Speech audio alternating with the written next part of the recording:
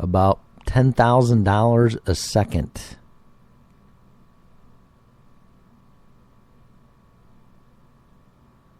This really is an amazing clock. You really should check it out.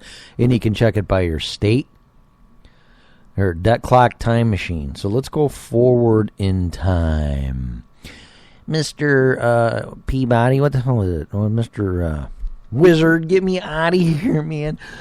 You gotta be a little older to know what that one is. But here, we can go to 2017. Okay, now my computer's not going to work. In your Macintosh, you should work.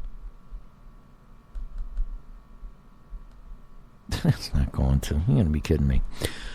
All right. Well, let's see.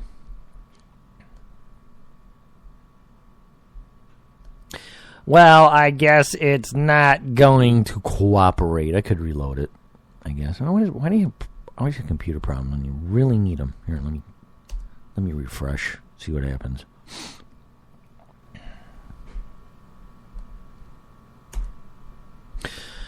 But back to my point, I really think, people might have paid their house off depending on their age.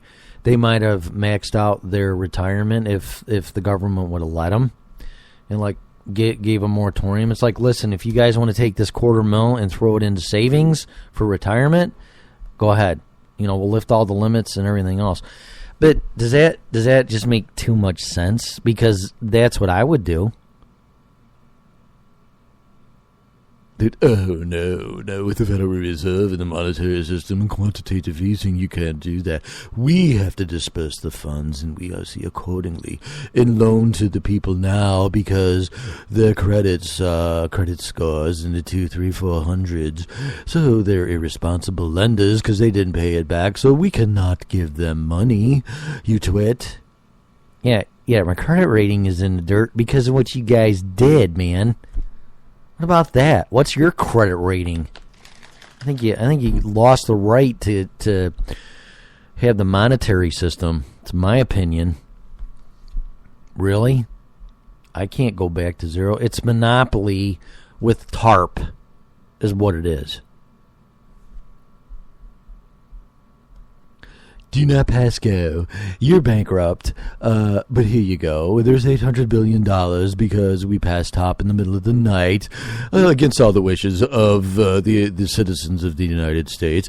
And we're taking your money now and your children and your grandchildren's children and everybody else. And we're going to take it and we're just going to shove it around the world and give it to the central banks. Yes. Uh-huh. Okay. Ain't working too good, I don't think.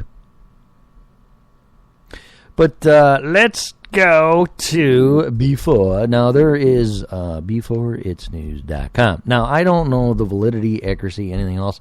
This isn't my webpage, so I'm just squawking and reading what I see. Now, there's a bunch of tabs up here, and I really, really like. Now, this can get crazy here. This isn't like your mainstream media web pages, man. I mean, this is some stuff that's cutting edge here, and you're going to have to take it or leave it for you. I mean, there's still Nibiru stuff on here, really. But what I like is the money tab out of everything. I mean, that really, truly, besides, well, there's a spirituality, self-sufficiency, that's good. Health, that's good. Politics, whatever. I'm a Democrat, I'm a Republican, whatever. Alternative space, sci-tech. All these tabs are really interesting, but my favorite is the money tab. And right off the bat, economic collapse in process. The stock market is falling again.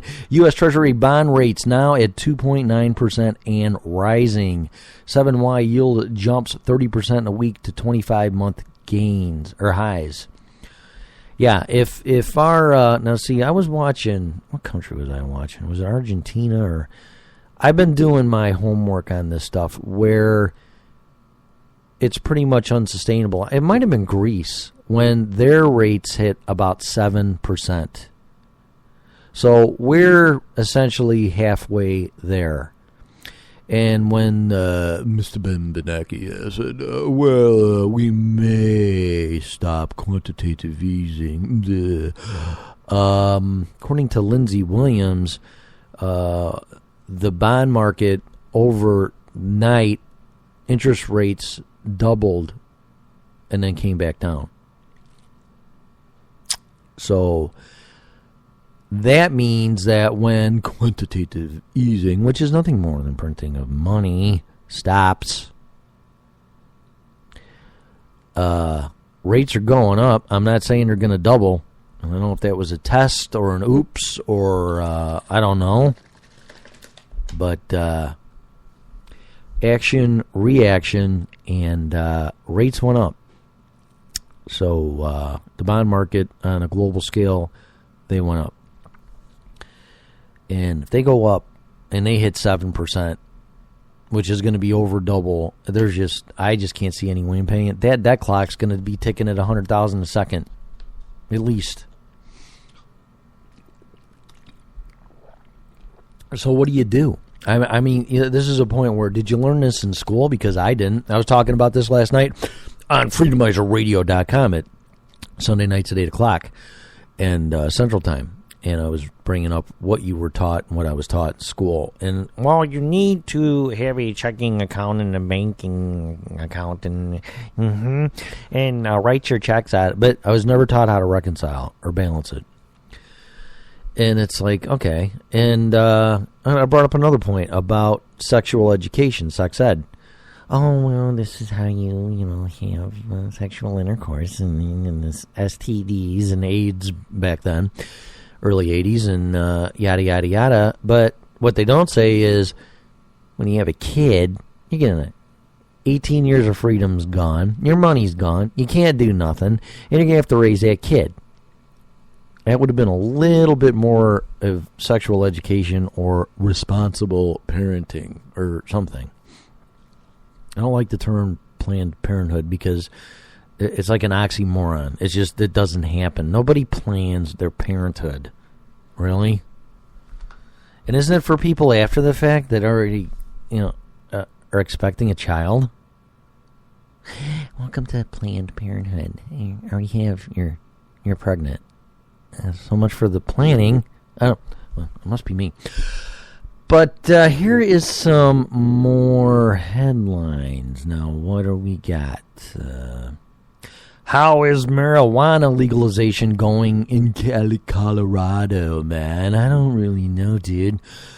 Let's check it out. I need a pizza, man. Let's see. Last November, the citizens of Colorado voted for Amendment 64, which legalized marijuana. However, that was only the beginning. You can't just say marijuana is legal and then expect things to sort themselves out. Even right now, lawyers, advocates, and veterans of the Amendment 64 campaign are clocking 20-hour days gearing up the state of Colorado for legalization. The activist who coordinated the passage of the amendment last fall has spent the last year putting out fires and doing everything necessary to make the Colorado market a beacon for the country. Here's what they're up against. All right, now before I read any more of this, marijuana is a scheduled drug and it's federally regulated, and there's federal laws on this. Now, I'm not a lawyer, and I know sometimes state laws trump federal law, but I'm going to tell you something. I would make damn sure before I passed any laws in my state that it doesn't interfere with federal law. Which I think in this particular case it does, because they don't mess around with drugs.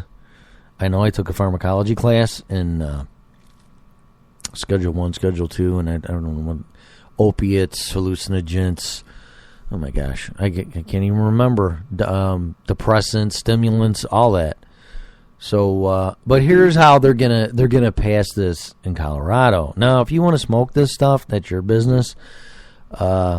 I'd be very careful in this. I would be tiptoeing very lightly because this is a thin ice subject.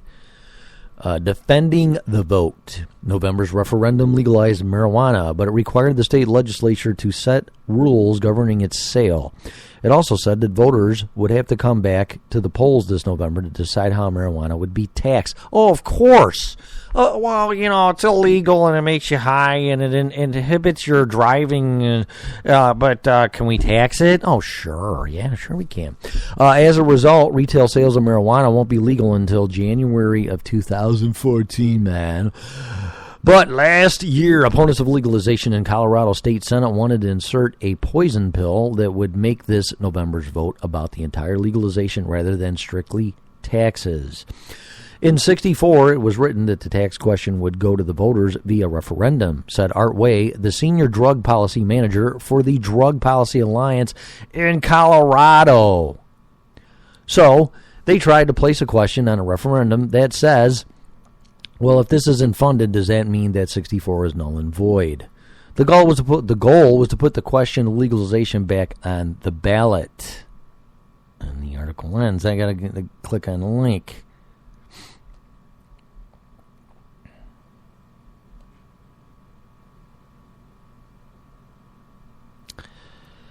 The goal was to put the question of legalization back on the ballot. Like I said, there were some legal issues there. Yeah, you think?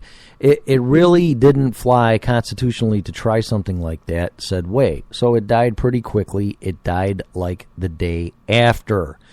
With the threat diminished, the architects of marijuana legalization had set out building the framework for a legal marijuana market in Colorado. Passing the bills. The first step to meet this timeline was to get the state legislature to pass regulations that could, make the market the activists wanted. I know, man, I just get to the bottom of this. Okay, so why? All right, the end goal of marijuana legalization in Colorado. The goal is to make a stable market more or less like the market for any other consumer product. In fact, marijuana is one of the few industries begging for comprehensive regulation. You know what? Just watch Weeds. I haven't watched the full thing for 5 or 6 seasons. I mean, I've seen some, but that's just a real dangerous. Well, it's legal. Yeah, yours in your state, but not in the rest of them. And this is just going to cause problems, man. If you legalize this stuff and let market dictate, you're going to drop the price. You're going to piss off some people that make a living selling this crap, if you know what I mean. And, there's there could be some potential negative consequences from this stuff. So you got to think about this. Well, this is great, man. I just want to legalize and smoke at my house and mind my own business. You know what? That's your business. But I'm telling you, you let market dictate and bring this price down, I see problems. It's my opinion. Anyway, let's see how they would do this. Oh, they bring federal authorities in here. When other states consider a legal regulated market, activists hope that they can look to Colorado as a successful framework. This means sacrificing short-term gains for long-term victory. Here is an example. Colorado wants to control the amount of marijuana business can grow. Too much, and it starts moving across state lines. Really? I'm telling you, it's going to go across state lines no matter how much you have. Trust me, it's not a matter of surplus. So, wrong. That would be illegal. It's illegal anyway. Hello. That would be illegal. Would undermine the legitimacy of Colorado's market and would attract undesired attention from federal drug authorities. Well, boy. It's got to be me. Under the medical regime, Setterberg explained, production caps for individual groweries are set by the number of patients registering with each company. For each patient attached to a disciplinary, that disciplinary can grow 6 plants. Yeah, and 1 for the employees. Really? So when marijuana becomes legal and the 6 plants per patient cap is removed, how can the Colorado Department of Revenue ascertain the amount of product that moves out of production facilities and be sure that it is in line with those producers' sales within Colorado? Well, they